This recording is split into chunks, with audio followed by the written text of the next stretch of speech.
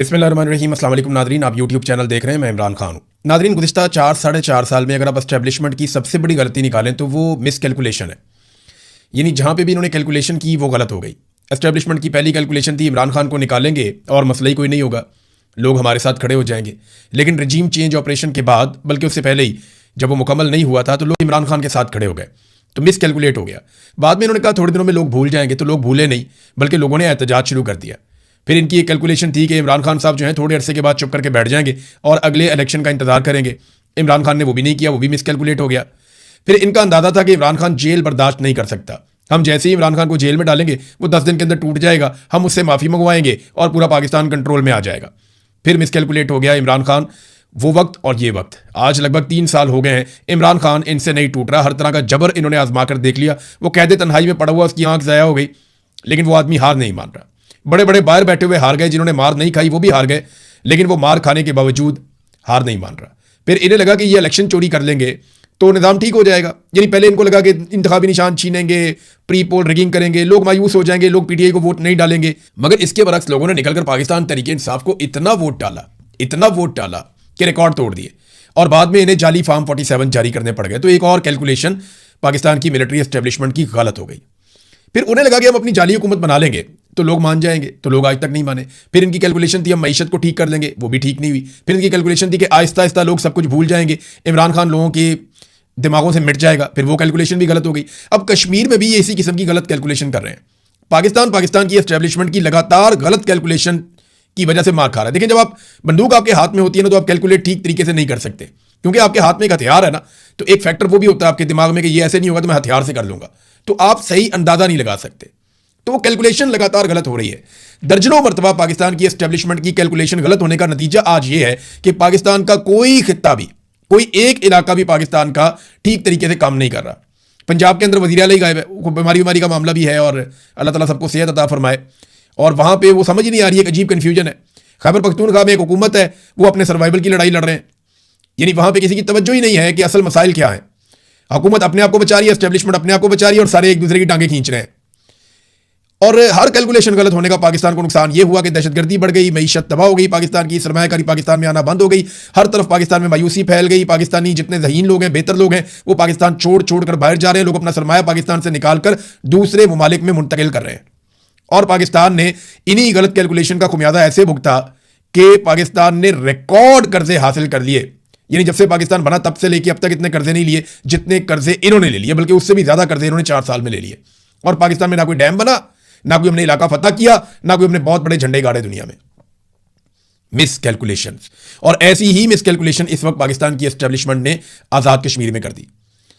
Officers की दफातर में बैठी हुई रिपोर्ट्स, उनकी बुनियाद के ऊपर उन्होंने फैसला किया कि ये जॉइंट अवामी एक्शन कमेटी को हम ताकत से कुचल देंगे, इसको कलअदम कर देंगे, इसके लोगों को गिरफ्तार कर देंगे, चंद लोगों को मारा जाएगा, लोग डर जाएंगे। लेकिन इस वक्त तक जब मैं आपसे बात कर रहा हूं, मिस कैलकुलेशन का जो नतीजा है वो रावला कोर्ट की सराउंडिंग में आपको दिखाई दे रहा है। ये सिर्फ एक एहतजाज के मनाजिर है जो लाइव कवरेज के साथ आ रहा है, और ये एक काफिला है, इसके अंदर हजारों लोग मौजूद हैं। जब रात के वक्त उन्होंने कहा जी अपने मोबाइल फोन की लाइटें ऑन करें, तो हर तरफ से ऐसा लग रहा था कि एक सैलाब है आवाम का, हजारों लोग हैं। और दूसरी तरफ इस तरह के 3 काफिले और मौजूद हैं रावला कोर्ट के इर्द गिर्द। तो रावला कोर्ट को तो घेरा हुआ है जॉइंट अवामी एक्शन कमेटी के लोगों ने, और कश्मीर की अवाम उनका साथ दे रही है। एक चीज और सबको याद रखनी पड़ेगी कि जॉइंट अवामी एक्शन कमेटी अभी तक कोई सियासी जमात नहीं है जो इलेक्शन लड़ने के लिए चली जाए। इस कमेटी में पाकिस्तान पीपल्स पार्टी, PMLN, PTI, मजहबी सियासी जमातें, सारे लोग इस कमेटी को सपोर्ट करते हैं, और वो बतौर कश्मीरी इसके अंदर हिस्सा लेते हैं। जब ये सियासत में आएगी तब आएगी, और पता नहीं आएगी या नहीं आएगी, लेकिन फिलहाल इनका तोती बोलता है वहां पे। और कश्मीरी सारे एक नुक्ते पे इकट्ठे हो गए हैं कि हमने पाकिस्तान की एस्टेब्लिशमेंट को मजीद हमारे रियासती मामलात के अंदर बेजा मुदाखलत की इजाजत नहीं देनी।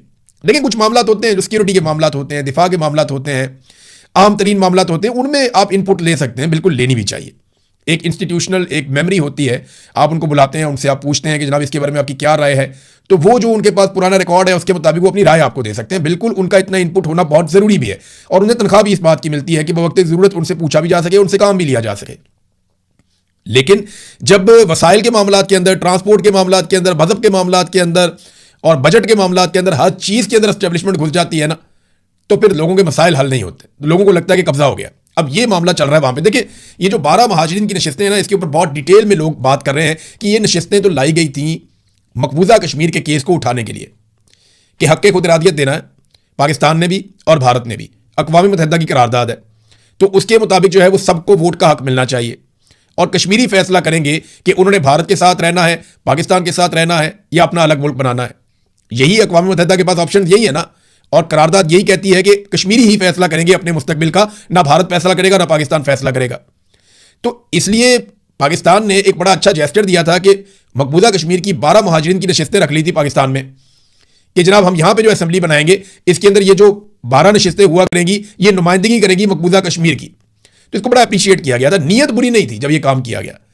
लेकिन हुआ क्या, वक्त के साथ साथ पाकिस्तान की एस्टेब्लिशमेंट ने इन सीटों को आजाद कश्मीर में हुकूमतें बनाने और गिराने के लिए इस्तेमाल करना शुरू कर दिया। यानी वो जो बंदूक आपने खरीदी दुश्मन के खिलाफ, वो अपनों के ऊपर ही तान दी गई। वो हथियार जिसे इंडिया के खिलाफ इस्तेमाल करना था वो कश्मीरियों के खिलाफ इस्तेमाल होना शुरू हो गया।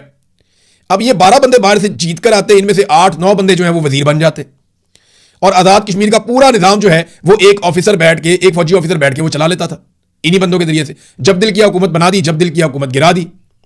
तो ये एक बड़ा अलमिया था इन 12 नशिस्तों के साथ। तो लोगों को जब समझ आई, उन्होंने कहा जी ठीक है, इनको हटा दें आप बीच में से, क्योंकि उनके जितने अवामी मुतालबात सामने आए ये नशिस्तें उनके रास्ते में रुकावट बन जाती थी, इन पे बैठे हुए वज़रा रुकावट बन जाते थे। वजह क्या थी, इन्होंने कश्मीरियों से वोट ही नहीं लेना था। ये आज़ाद कश्मीर के लोगों से वोट नहीं लेते थे, ये तो लाहौर में, पेशावर में, ये इधर रावलपिंडी में, ये यहां से वोट लेकर आते थे ना। तो जब ये वोट यहां से लेकर आते थे तो इन्हें इस बात की कोई परवाह नहीं होती थी कि आज़ाद कश्मीर के लोग इनके बारे में क्या सोच रहे हैं। तो जो इन्हें हुक्म दिया जाता था ये अपनी वजारत के अंदर वही फैसला कर देते थे, वही नोटिफिकेशन जारी कर देते थे। तो आजाद कश्मीर के लोग सर पकड़ के बैठ जाते थे कि भाई इनको कैसे काबू करें। तो उन्होंने तंग आकर कहा जनाब ये सीटें ही खत्म कर दें, आप हमें नहीं चाहिए। अब इसका एक हल था बड़ा अच्छा, वो ये कि आप इन सीटों को बिल्कुल रखें, सिंबॉलिकली रखें कि जनाब ये सीटें मौजूद रहेंगी, ये असेंबली में आकर बैठेंगे भी, लेकिन हुकूमत बनाने में और हुकूमत गिराने में इनका कभी कोई किरदार नहीं होगा। हाँ, बैनुल अक़वामी सतह पे जो जम्मू कश्मीर का मुकदमा है या मकबूजा कश्मीर के मामला हैं उनमें इनको आगे आगे रखा जाए, इसके ऊपर इंटेलेक्चुअल किस्म के लोग लाए जाए जो बैनुल अक़वामी फोरम्स के ऊपर जाके कश्मीर के मसले को उठाएं। तो ये बड़ा अच्छा जेस्चर हो जाता कि आपका मकसद भी हल हो जाता और कश्मीरियों को उनका हक भी मिल जाता। लेकिन कश्मीरी अब इस हक के लिए जब खड़े हुए तो एस्टेब्लिशमेंट को लगा कि उनकी बालादस्ती चैलेंज हो गई और फिर उसके बाद रावलाकोट में जो कुछ हुआ वो आपने देखा। कोई अंदाजा नहीं कर रहा था कि इतनी बड़ी तादाद में लोग इकट्ठे होंगे। अब लोग बहुत बड़ी तादाद में मौजूद हैं, हर काफिले के साथ हजारों लोग हैं। सरकारी रिपोर्ट के मुताबिक इनकी तादाद 25,000 से ज्यादा बताई जा रही है। सरकारी रिपोर्ट जो है ना वो तादाद कम करके बताती है हमेशा, ये हम सब जानते हैं। तो अगर सरकारी रिपोर्ट 25,000 बता रही है तो फिर आप अंदाजा लगा लें कि असल में ये तादाद कितनी बड़ी होगी। कश्मीरी बड़ी तादाद में निकले हैं, ये बात तो साबित हो गई है। और कश्मीरी अब पीछे हटने के लिए तैयार भी नहीं, क्योंकि बड़ा चार्ज माहौल है। मैंने कुछ तकारीर सुनी है, बातचीत सुनी है, कुछ चीज़ों पे मुझे एतराज़ भी है। यानी देखें, नफरत जब फैलाई जाती है ना तो वो बहुत तेज़ी से फैलती है, इसकी ये खसूसियत होती है। और पाकिस्तान की एस्टेब्लिशमेंट ने अपने टाउटों के जरिए गुज़िश्ता चंद दिनों में जो नफरत फैलाई है वो अब कश्मीर में दिखाई दे रही है, जैसे बलूचिस्तान में नफरत फैलाई गई थी। देखिए, ये बड़ा आसान होता है किसी को गद्दार कह देना, लेकिन इसकी कीमत आपको नस्लों तक चुकानी पड़ती है। आप तो ढीले मुंह के साथ बैठ के कह देते हैं कि ये गद्दार है, ये इंडिया का एजेंट है, ये रा का एजेंट है, ये जनाब पाकिस्तान का दुश्मन है, बड़े आराम से आप कह देते हैं। वो आदमी उस वक्त शायद बर्दाश्त भी कर देता है, लेकिन ये चीज़ें नस्लों तक पीछा करती हैं। आप बलूचिस्तान में देखें आपके साथ क्या हुआ, यही हुआ। आप पश्तूनों के साथ देखें आपने क्या किया, उसका जवाब क्या है। आज आप इसी चीज़ का सामना कर रहे हैं। बांग्लादेश में आपने क्या किया, वहां पे भी आपने यही किया, उसका नतीजा आपके सामने है। तो जहां जहां पे आपने नफरत की आग लगाई वो आपके घर तक आई, और ये आग भी आपके घर तक आ जाएगी अगर अभी आप नहीं समझेंगे तो। पाकिस्तान का दुश्मन डिक्लेयर कर देते हैं, रा का एजेंट कह देते हैं, गद्दार वतन कह देते हैं, बड़े ढीले मुंह के साथ कह देते हैं, लेकिन लोगों को जो तकलीफ होती है, आप नफरत की मुस्तकबिल के लिए एक आग लगातार आप जला देते हैं। और ये खेल पाकिस्तान में सबसे ज्यादा हमेशा हमारी पंजाब की सियासी जमात नून लीग ने और पाकिस्तान की मिलिट्री एस्टेब्लिशमेंट ने खेला है, क्योंकि पाकिस्तान की मिलिट्री एस्टेब्लिशमेंट में ज्यादातर लोग पंजाब से ही होते हैं और एक नून लीग जो है वो पंजाब की एक पॉलिटिकल पार्टी है। और नून लीग ने हमेशा नफरत का कार्ड खेला है। कभी जाग पंजाबी जाग का इन्होंने नारा लगाया, कभी इन्होंने पंजाब के नाम के ऊपर सियासत की, कभी नफरत फैलाई, कभी सिंधियों को कमतर कहा, कभी इन्होंने महाजरों के खिलाफ आग उगली, कभी इन्होंने बलोचों को बहुत बुरा भला कहा, कभी पश्तूनों के खिलाफ नफरत की आग जलाई, अब कश्मीरियों के खिलाफ जो हो गए। तो पूरे पाकिस्तान को ये क्या चाह रहे हैं। ये पंजाब की, मैं अवाम की बात नहीं कर रहा, पंजाब के लोग बहुत बड़े दिल वाले हैं। ये तमाम कौमियतें पंजाब में बड़े पैमाने पर आकर रहती हैं और बिल्कुल ऐसे रहते हैं बीच में घुल मिल कर, कोई पूछता भी नहीं है। लेकिन इस पॉलिटिकल पार्टी ने नफरत की एक आग हमेशा लगाई है, पीएमएल-एन ने, और अब कश्मीरियों को उसी आग में जलाने की कोशिश की जा रही है। एक तरफ पाकिस्तान पीपल्स पार्टी को नाज़रीन आगे किया हुआ, लेकिन हाँ, एक चीज मैं आपको पहले बताऊं कि अब पीपल्स पार्टी जो है ना, उसने कैटेगोरिकली कह दिया है कि अगर तो इलेक्शन आपने करवाने हैं जुलाई में तो फिर आप ये ऑपरेशन वाला ड्रामा बंद करें। अगर आपने इन लोगों को मारा तो हम इलेक्शन लड़ने के लिए आज़ाद कश्मीर में दाखिल भी नहीं हो सकेंगे, अपने हलकों में जाना अजाब हो जाएगा, क्योंकि ये हर इलाके से लोग निकल कर आए हुए हैं। बल्कि फैसल राठौड़ ने तो गालिबन ये पैगाम भी मेरे एक सोर्स के मुताबिक ही पहुंचा दिया बिलावल वगैरह को कि मैं तो अपने हलके में भी नहीं जा पाऊंगा, जो सूरत हाल इस वक्त पैदा कर दी गई है, और वो वैसे भी इस्लामाबाद में बैठे हैं। तो अब वो मुज़ाकरात के लिए पीपल्स पार्टी को आगे किया हुआ कि ठीक है आप मनाएं इनको, अगर बातचीत हो सकती है। पीएमएलएन ने जो है अब ये गुड कॉप बैड कॉप खेल रहे हैं। पीएमएलएन कह रही है गद्दार है, इंडिया के साथ मिले हुए हैं, एजेंट हैं, रॉ के एजेंट हैं। पीएमएलएन ये कह रही है, पीपल्स पार्टी कह रही है नहीं हमारे लोग हैं, प्यारे लोग हैं, नाराज लोग हैं, उनके मुतालबात हैं, बैठिए उनके साथ बात करते हैं। लेकिन बीच में से दोनों मिले हुए हैं, ये गुड कॉप और बैड कॉप खेल रहे हैं। जबकि एस्टैब्लिशमेंट अपनी हिकमत अमली के ऊपर अमल दरामद कर रही है कि जितना प्रेशर बढ़ा सकते हैं प्रेशर बढ़ाएं, गिरफ्तारियां, बंदों को जख्मी करना, लोगों के ऊपर अटैक करना, क्रैकडाउन करना, वो इन चीज़ों के साथ एक दबाव बढ़ाने की कोशिश कर रहे हैं। तो तीनों अपनी अपनी जगह पे अपना अपना जोर लगा रहे हैं। अच्छा, ये जो अभी मुज़ाकरात के लिए दावत दी गई है, कुछ राब्ते भी हुए हैं जॉइंट अवामी एक्शन कमेटी के कुछ लोगों से और कुछ बरतानिया में बैठे हुए लोगों से, जो आज़ाद कश्मीर की हुकूमत है उनके लोगों ने राब्ते किए फैसल राठौर की हुकूमत ने। तो चंद मुतालबात सामने आए हैं, जो मुतालबात अवामी जॉइंट एक्शन कमेटी ने दिए हैं, और ये मुतालबात मैं आपको बता देता हूँ, इसमें एक स्टेटमेंट ही काफ़ी है। इसमें जो स्टेटमेंट है वो सरदार उमर नज़ीर कश्मीरी का है, जिन्हें गोलियां लगी है। वो जख्मी होने के बावजूद आए और उन्होंने आकर अपने लोगों से खिताब भी किया, बड़ी हिम्मत दिखाई उन्होंने। अभी चंद दिन पहले उन्हें गोलियां लगी हैं, इस तरह आ जाना, बहुत बाहिम्मत नौजवान है रावला कोट का। तो उन्होंने कहा जी मुज़ाकरात के लिए तैयार है, लेकिन इससे पहले जो कलदम करार दिया गया उसका नोटिफिकेशन मनसूख किया जाए, वापस लिया जाए, FC, PC और रेंजर्स का इनखला किया जाए। यानी जो इस्लामाबाद से पुलिस आ गई है, रेंजर्स आ गई है, ये FC आ गई है, इन सारों को जो है वो वहाँ से निकाल दिया जाए, आज़ाद कश्मीर से ये वापस जाएं। शोहदा की मैयतें हमारे हवाले की जाए, जितने लोग शहीद हो गए उनकी मैयतें जो सिक्योरिटी फोर्सेज ने कंट्रोल में ले ली हैं कि जब इनके जनाजे पढ़ाए जाएंगे तो बड़ी तादाद में लोग इकट्ठे हो जाएंगे, तो वो सिक्योरिटी फोर्सेज ने जनाजे वापस करने को कह रहे हैं जी, ये जनाजे हमारे हवाले किए जाए। जख्मियों को इलाज मुआवजे की सहूलत दी जाए, इन अस्पतालों को नॉर्मलाइज किया जाए, और कमेटी के दीगर मुतालबात पर अमल दरामद किया जाए। उमर नज़ीर कश्मीरी। अब जो एक मैकेनिज्म बन रहा है वो ये बन रहा है कि कश्मीरी बैठेंगे एहतजाज पे, जबकि मुज़ाकरात शुरू हो जाएंगे, और उन मुज़ाकरात में कुछ हद तक बातचीत हो भी रही है।